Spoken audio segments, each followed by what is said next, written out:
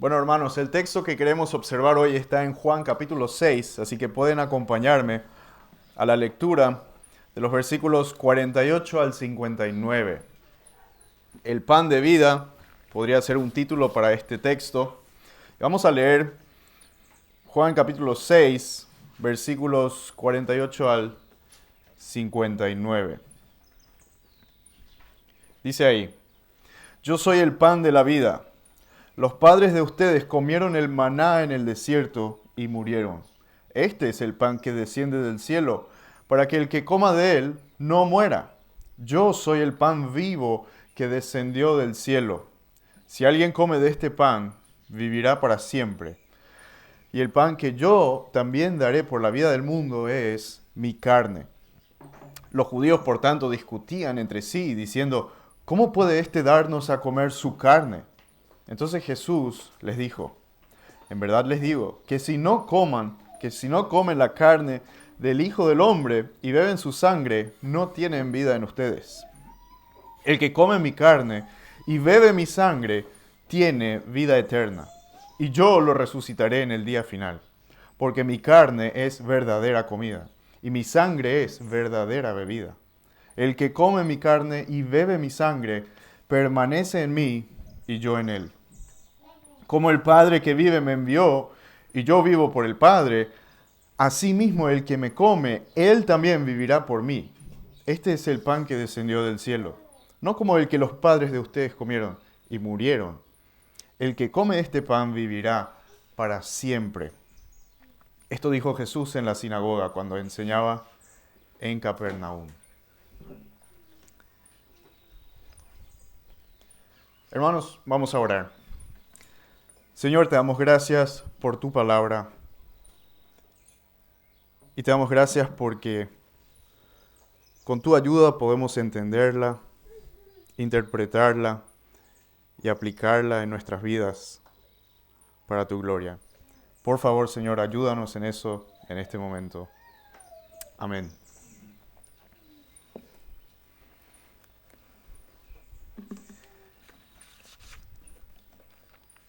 El tema central de este texto que hemos leído recién es también el tema central, o uno de los temas centrales de la Biblia. Está hablando de la salvación, del plan de redención de Dios para la humanidad perdida. Ahora, imagínense todo lo que la Biblia dice acerca de este tema, de la salvación. Tal vez ayuda a hacernos una lista mental de todas las verdades que encontramos en la Biblia. Sería una lista muy larga, obviamente. Todas las doctrinas que están relacionadas a este tema. La elección, el llamado de Dios, la justificación, la santificación, la glorificación. Hay muchos temas, muchas verdades que hablan de este tema tan importante y tan central de la Biblia. Ahora, imaginémonos que tenemos esta lista de todas las verdades y ahora hagamos un ejercicio mental de categorizar estas verdades en dos grupos. Por una parte, todo lo que dice sobre la soberanía de Dios en esta salvación. Y por otro lado, todos los versículos que hablan de la parte humana de la salvación, la perspectiva del hombre, escuchar el Evangelio, entenderlo y creer en el Señor. Y estudiar todo este conjunto, estas dos categorías acerca de la salvación, puede ser un desafío. Porque hay veces que parece que en un lado dice esto, pero si miramos la otra perspectiva, parece que está diciendo otra cosa. Podríamos comparar esto tal vez con una moneda que tiene dos caras, y podríamos imaginarnos que una de estas categorías la anotamos en un lado de la moneda y la otra parte la anotamos en la otra cara de esta moneda. Por un lado tendríamos la soberanía de Dios y por el otro lado tendríamos la responsabilidad del hombre en este asunto de la salvación. Y es prácticamente imposible tener un panorama claro de ambos lados al mismo tiempo. Porque nosotros los humanos somos limitados en nuestra forma de percibir estas cosas.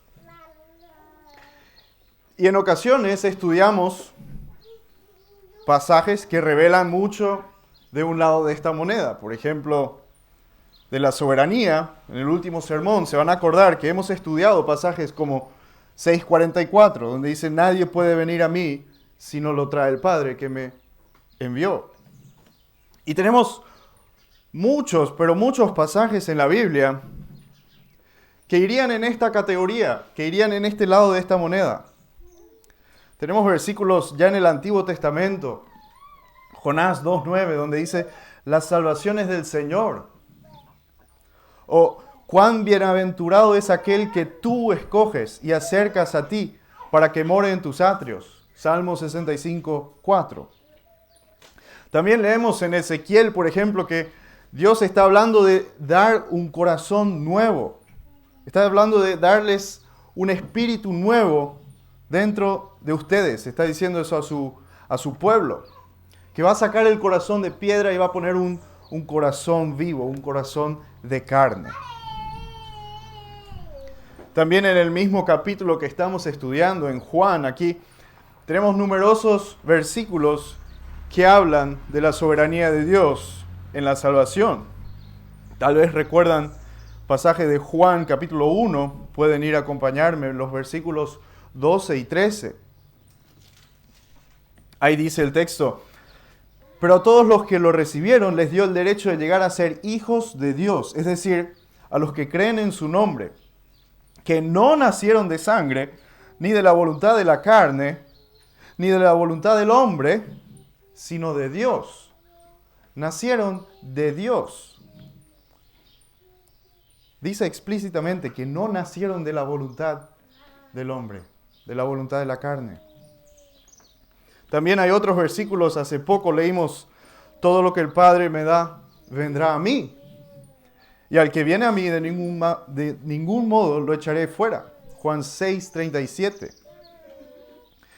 Y en el sermón pasado, como dije, estudiamos que nadie puede venir a mí, a Cristo, si no lo trae el Padre que envió a Cristo. Y también se acuerdan las epístolas de Pablo que están llenas de este tema. O también en Hechos tenemos versículos donde dice, creyeron todos los que estaban destinados a la vida eterna. Y Pablo habla de que Dios nos conoció, nos predestinó, nos llamó, nos justificó, nos glorificó. Que no depende del que quiere ni del que corre, sino del Dios que tiene misericordia. Y en Efesios dice, según nos escogió en Él antes de la fundación del mundo, en amor nos predestinó. O sea, tenemos toda esta lista larga de versículos que hablan de la soberanía de Dios en la salvación. Y esta categoría es la que nos revela qué es lo que sucede en la esfera divina, la esfera que está oculta a los humanos, excepto por la revelación de la palabra. Entonces claramente tenemos ese lado de la moneda en el que dice que Dios es soberano en este tema.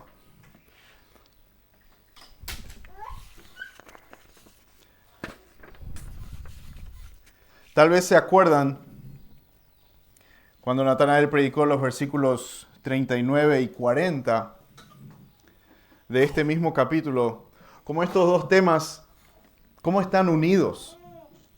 Porque ahí decía que la voluntad del Padre que me envió es que todo lo que Él me ha dado, de todo lo que Él me ha dado, yo no pierda nada, sino que lo resucite en el día final.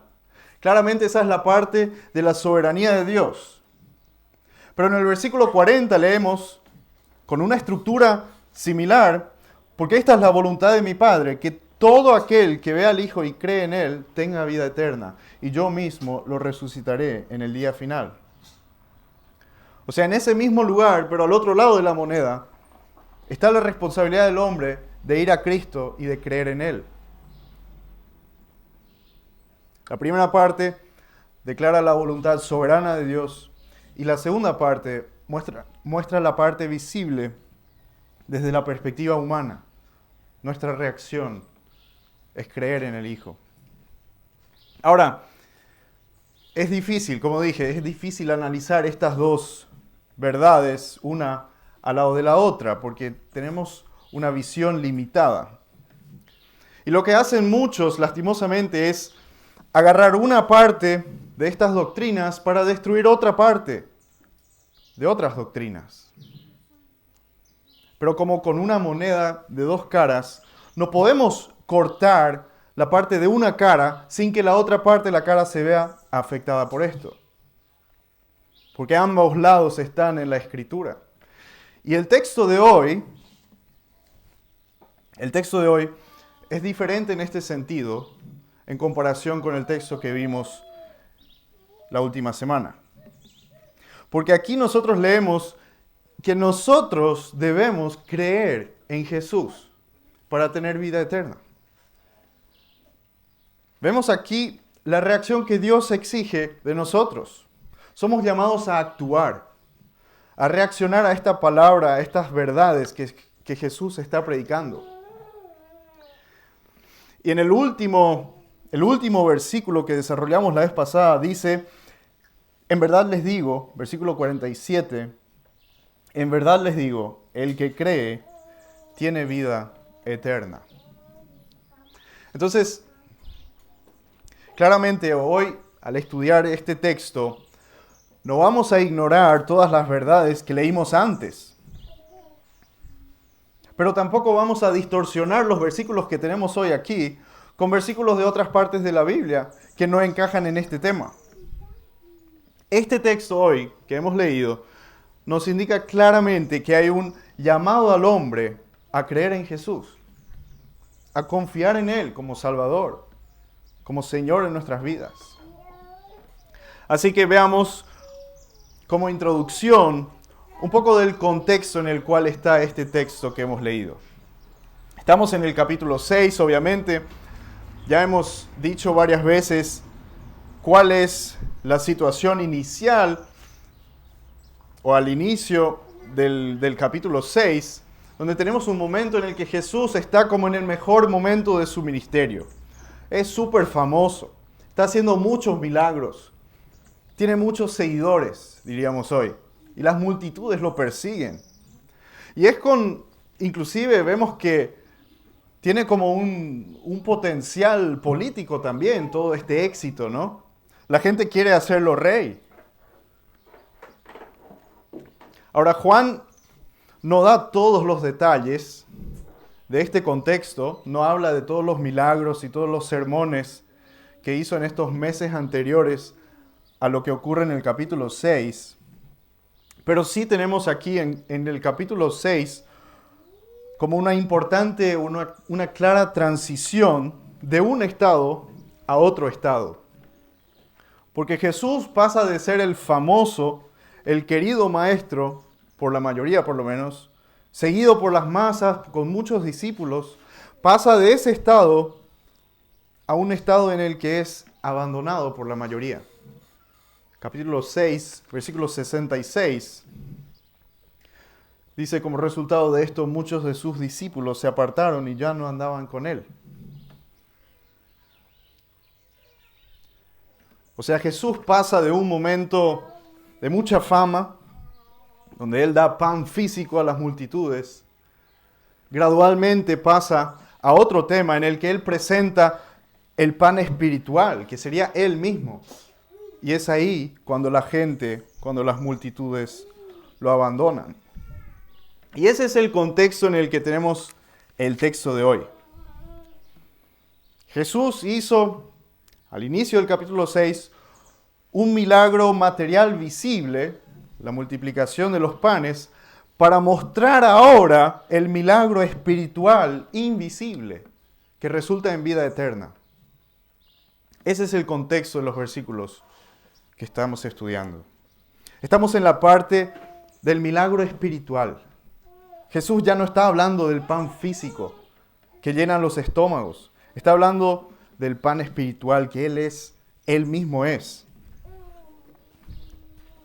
Ahora, todavía no hemos llegado o no vamos a llegar a detallar los últimos versículos del capítulo donde las multitudes lo abandonan.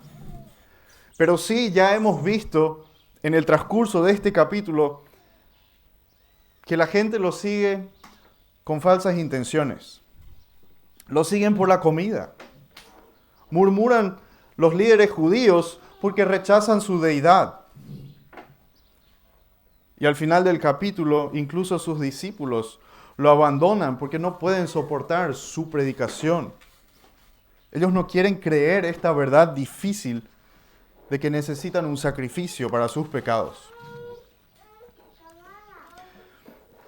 Tenemos que imaginarnos un poco o tratar de ponernos en la situación de estas personas que están viviendo esto con Jesús.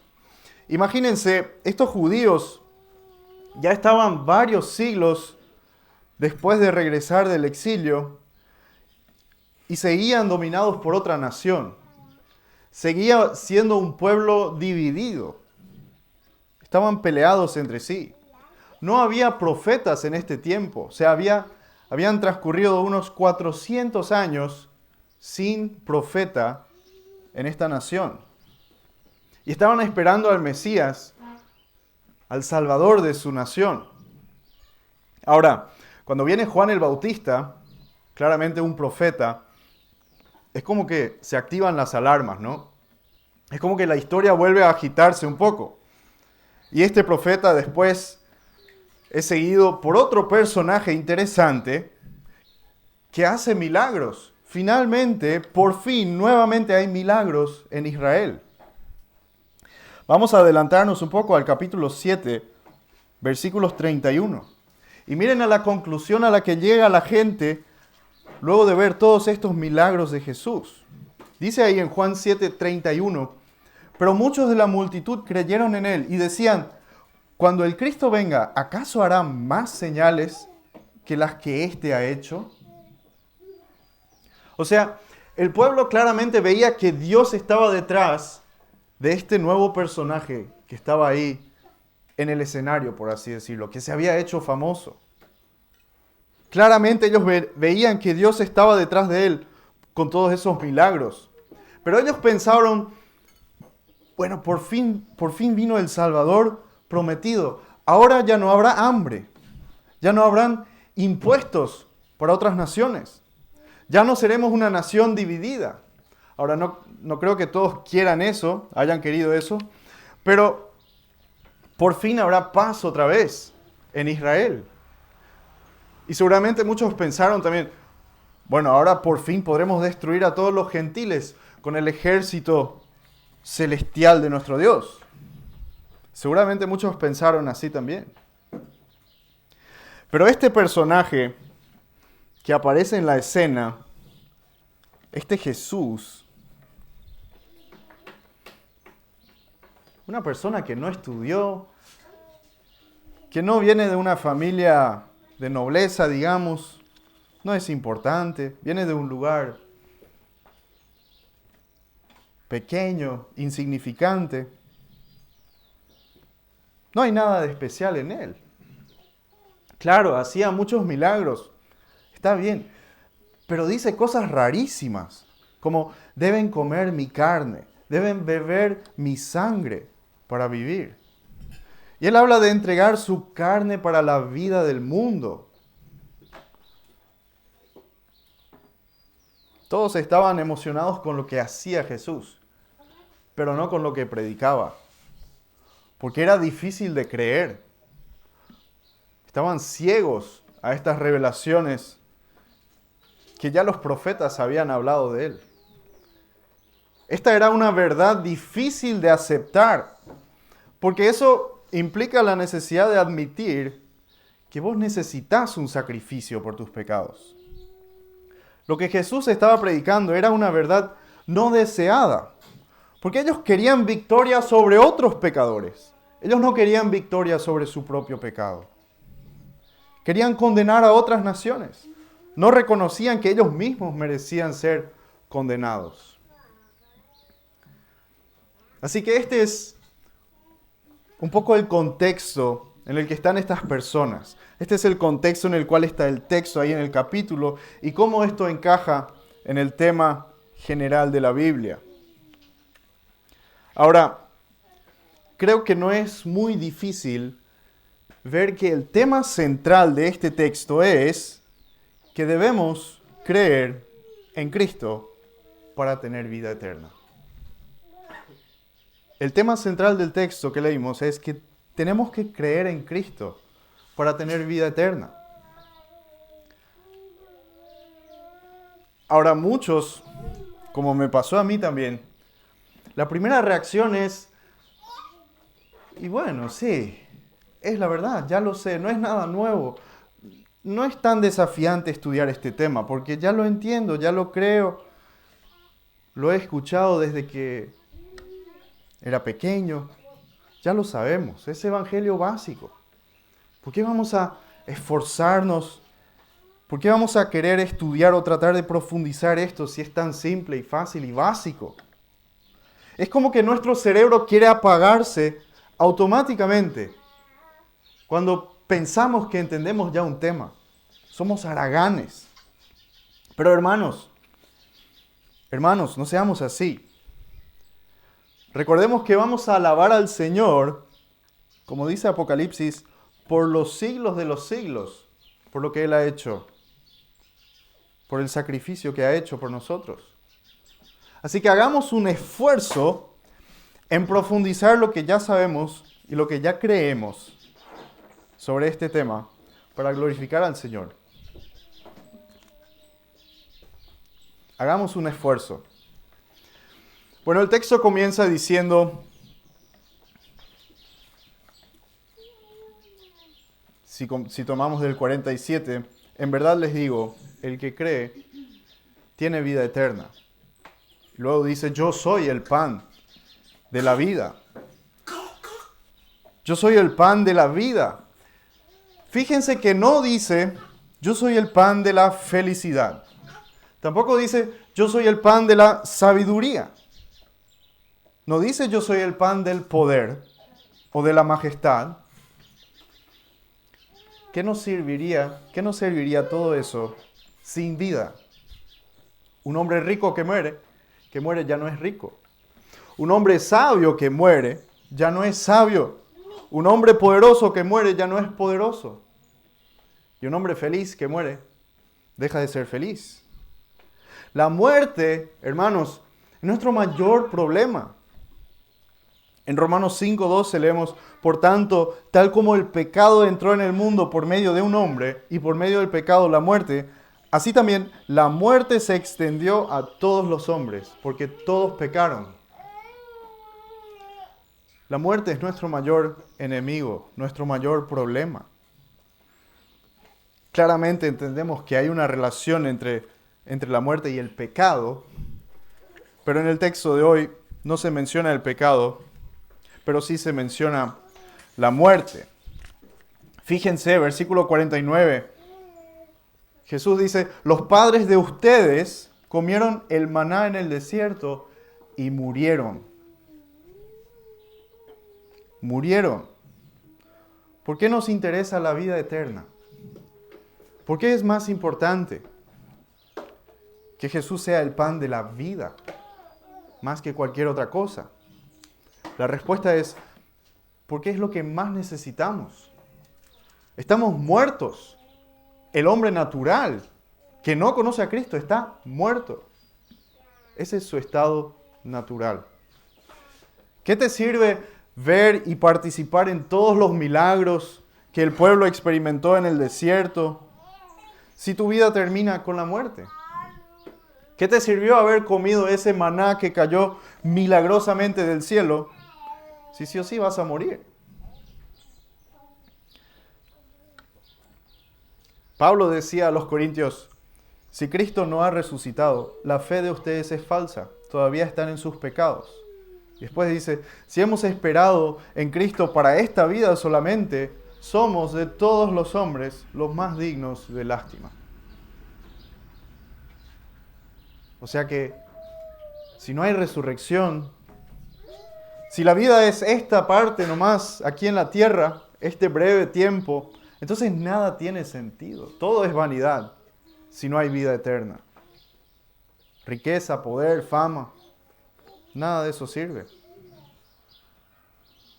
Y el punto que Jesús hace aquí es que el pueblo ahí en el desierto con Moisés tenía muchas bendiciones materiales de Dios, sobrenaturales inclusive, pero igual morían.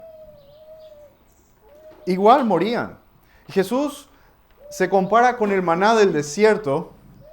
Por un lado hay similitudes, como por ejemplo el origen del maná y el origen de Jesús es el cielo, o sea, viene de Dios.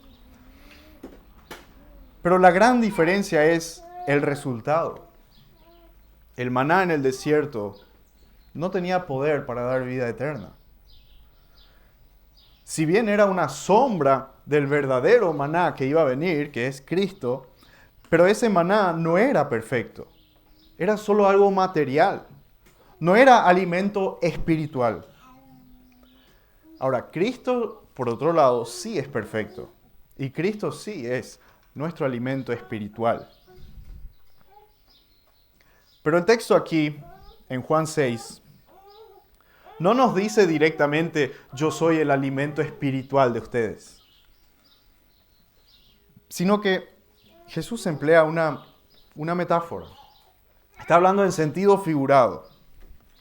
Está diciendo que Él es el pan de la vida. Él es el pan.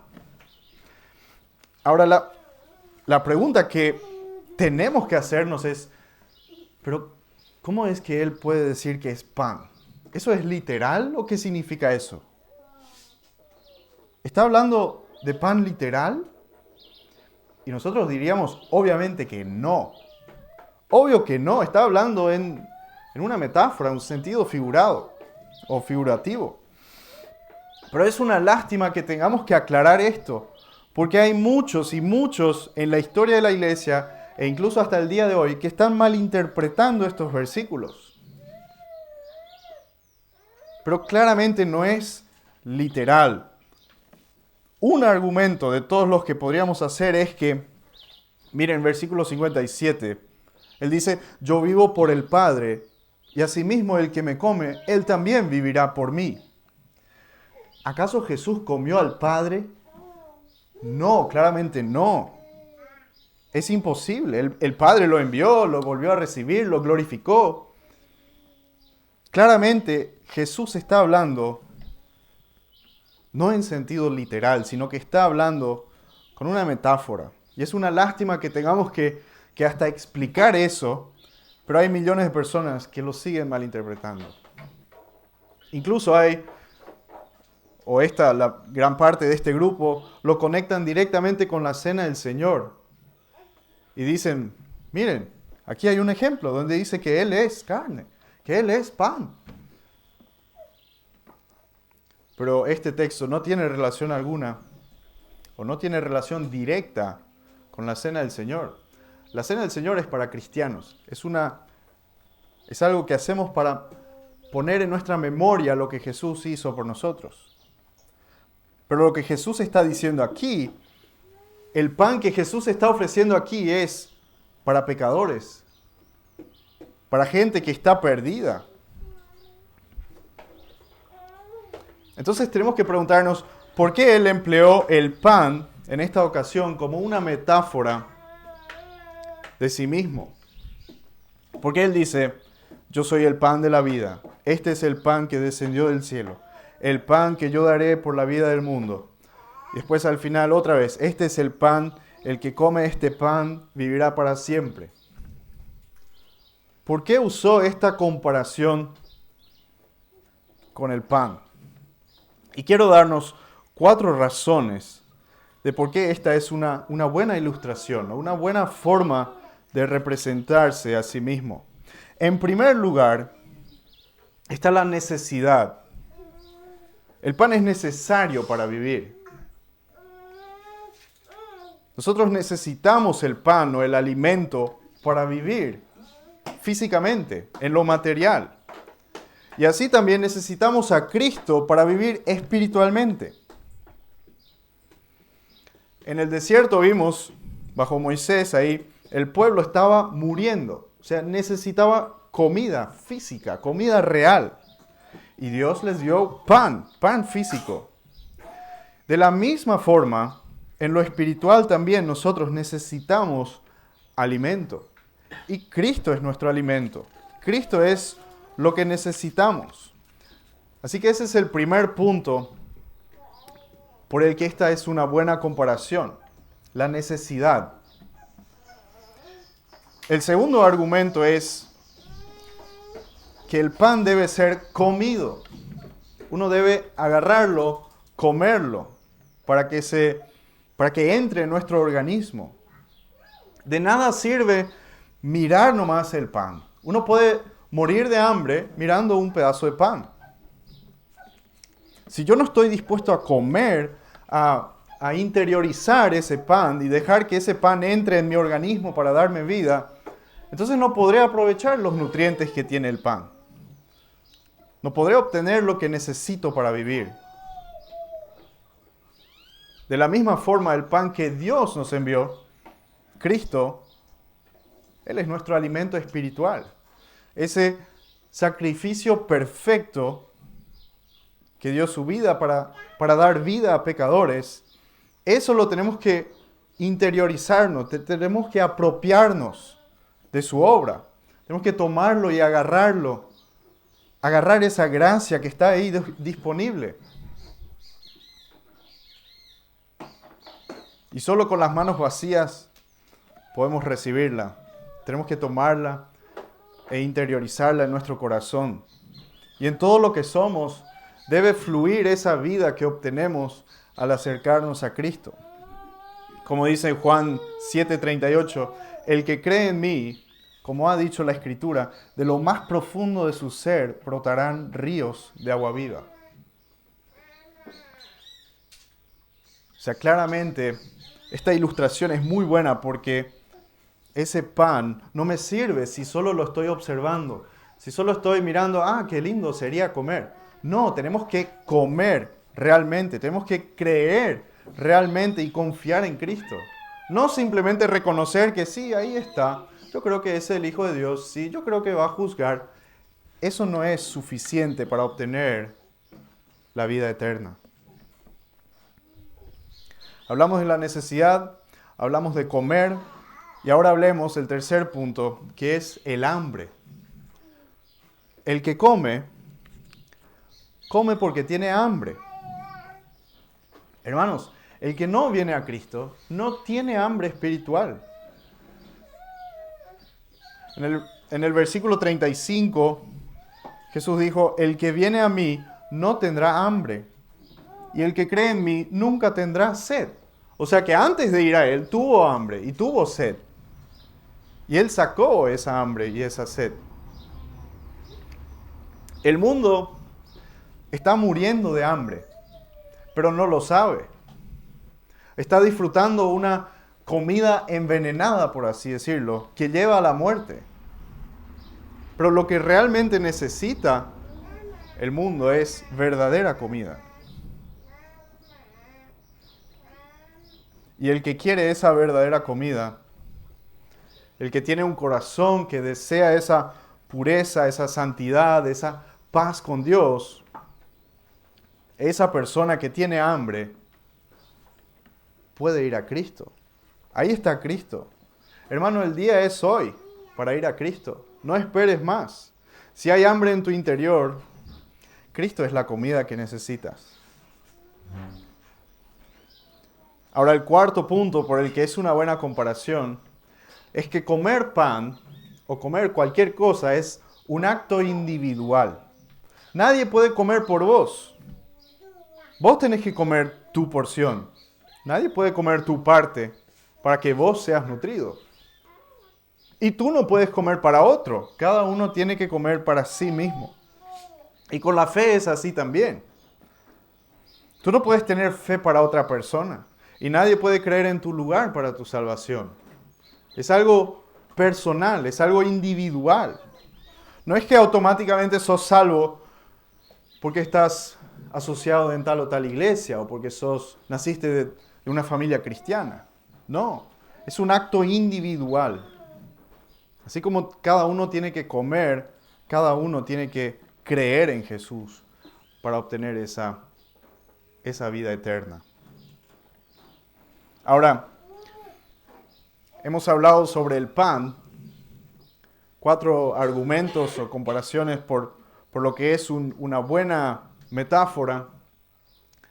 Ahora veamos qué significa comer ese pan. ¿Qué significa comer ese pan? Ese comer significa tener fe, significa confiar. Y voy a explicar por qué. Tenemos unas 9 veces que aparece el término comer o beber en este texto que hemos leído. 9 veces, o sea que es bastante importante entender qué significa este comer. Ahora, si entendimos lo que ilustra el pan o la carne y la sangre, entonces sería bastante lógico entender también lo que ilustra ese comer. Y el contexto indica claramente que ese comer es lo mismo que creer. Fíjense, por ejemplo, versículo 40 decía, el que crea en él tendrá vida eterna y yo lo resucitaré. O en el 47 ahí decía, el que cree tiene vida eterna. Y luego en el 54, fíjense, el que come mi carne y bebe mi sangre tiene vida eterna y yo lo resucitaré en el día final. O sea, claramente este comer es un llamado a creer. Comer significa creer en Jesús. Hermanos, sabemos que la conversión es una obra milagrosa hecha por Dios. Que Dios nos da un corazón vivo espiritualmente. Y es como que nos resucita espiritualmente. Y Dios provoca un arrepentimiento en nosotros y hace que veamos la gravedad de nuestro pecado. Y Dios ilumina nuestros corazones para que podamos ver la gloria en Jesús. Pero si nos enfocamos solamente en esto, podemos tal vez olvidar el otro lado de la moneda. Que tenemos que creer, que nosotros tenemos que confiar plenamente y nutrirnos de Él. Salvíficamente hablando, esto ocurre en un momento, a partir del cual ya somos salvos. Pero también en nuestro caminar espiritual, este creer en Jesús es un proceso constante. Constantemente tenemos que acordarnos de ir a Él con fe. Cuando fallamos, por ejemplo, en cumplir su voluntad, vayamos al trono de gracia. Cuando los problemas de la vida cotidiana nos quieren hundir en preocupaciones, vayamos a Él con fe. Vayamos a Cristo para alimentarnos de Él y obtener más fuerzas. Si estamos enfermos o desanimados, preocupados o tristes, Él es nuestro alimento y hay suficiente alimento. Vayamos ahí, hermanos. Ahora, amigo, si no eres cristiano, si aún no has comido del pan verdadero, y si tienes hambre a vida eterna, a vida de verdad, entonces Cristo es la única opción en el menú. No desperdicies tu tiempo comiendo lo que ofrece el mundo. La comida del mundo lleva a la muerte, así como la fruta prohibida en el Edén llevó a la muerte. Y no creas que otro va a comer por ti. No creas que este tema puede esperar.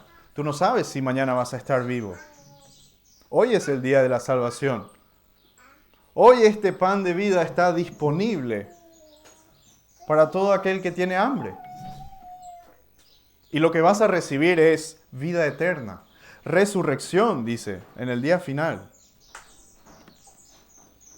Vida eterna es el resultado de este comer, de este pan que hemos visto. Ahora, ¿qué es la vida eterna? Llegamos al último punto de la prédica.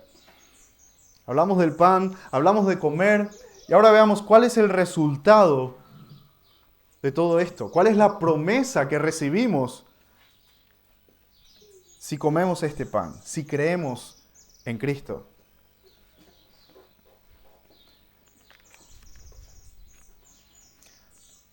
La vida eterna es importante definirla según lo que dice la Biblia. Muchos imaginan que es como un lugar o un tiempo en el que se satisfacen todos mis deseos carnales que en este mundo no pude obtener. Pero hermanos, esa no es vida eterna. La vida eterna es diferente. Veamos lo que dice el texto de hoy en cuanto a esta promesa de vida eterna. Lo primero que quiero mencionar, el primer punto es que Jesús es el único camino a la vida eterna. Decía el texto, si no comen la carne del Hijo del Hombre y beben su sangre, no tienen vida en ustedes. O sea que, antes que nada, Cristo es el único camino a la vida eterna. El único camino al Padre. El único camino para reconciliarnos con Dios. Eso como primer punto. Ahora, el segundo punto que quiero enfatizar es que esta vida eterna es espiritual y material. Es espiritual y es material también. Cuando aparece la expresión vida eterna o nuevo nacimiento o nacimientos o nacido de arriba, entonces estamos hablando de la parte espiritual. Pero también hay una resurrección física. O sea, hay un levantarse físicamente de los muertos con cuerpos materiales. Nosotros nacemos muertos espiritualmente, pero con cuerpos vivos. Se van a acordar tal vez de la frase donde Jesús dice, dejen que los muertos entierren a los muertos. ¿Cómo puede ser eso? Hay dos categorías de muertos. Sí, los muertos que están enterrando el cadáver ahí son muertos espirituales. Espiritualmente están muertos. Y el cadáver ahí, bueno, físicamente está muerto, obviamente. Entonces la muerte puede ser física y espiritual. Y así también la vida es física y espiritual. La vida eterna que Jesús nos promete al creer en Él no es solamente una vida espiritual, sino que también está incluida una resurrección física con cuerpos glorificados. Eso como segundo punto. Y como tercer punto, esta vida eterna es una unión permanente con Cristo y con el Padre. Es una unión permanente para toda la eternidad. Hermanos, la vida eterna no se trata de disfrutar calles de oro y cánticos de ángeles, sino que se trata de disfrutar la gloria de Cristo y alabarlo eternamente por eso, por todo lo que ha hecho por nosotros. El texto decía, el que come mi carne y bebe mi sangre permanece en mí y yo en él. O sea que Cristo nos promete una unión completa y constante con Él. Promete vivir en nosotros, darnos su vida. Como decía el texto, el que me come, Él también vivirá por mí. O sea que tenemos seguridad eterna. No vamos a perder esta vida, nunca. Hermano, si tú has comido este sacrificio perfecto, tienes algo que es imposible de perder. Nadie ni nada puede sacar esa vida que Dios puso en ti. Fuiste adoptado a la familia de Dios. Y Dios es el buen pastor que conoce a sus ovejas, les da nombres y las tiene guardadas. Busca y recupera a las perdidas para que ninguna se pierda. Protege al rebaño de los lobos que quieren devorarla. Y no pierde ni una sola oveja. Vamos a adelantarnos a Juan capítulo 10 para terminar el mensaje. Juan capítulo 10, un hermoso pasaje en los versículos 14 y 15, donde leemos: Yo soy el buen pastor y conozco mis ovejas, y ellas me conocen, al igual que el Padre me conoce y yo conozco al Padre, y doy mi vida por las ovejas.